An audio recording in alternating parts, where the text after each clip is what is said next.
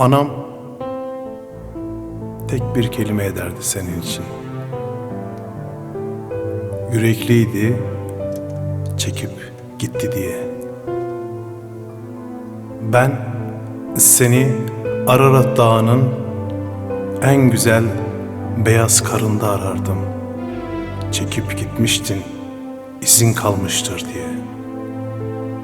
İsa Paşa Sarayı bana bakardı, ben Doğu Bayezid'de ağlardım hep. Ağladıkça hüzün çökerdi. Hüzün bir bulut gibi Doğu Bayezid'in üstünde otururdu. Ve Dengbeş Kerem bir kram söylerdi.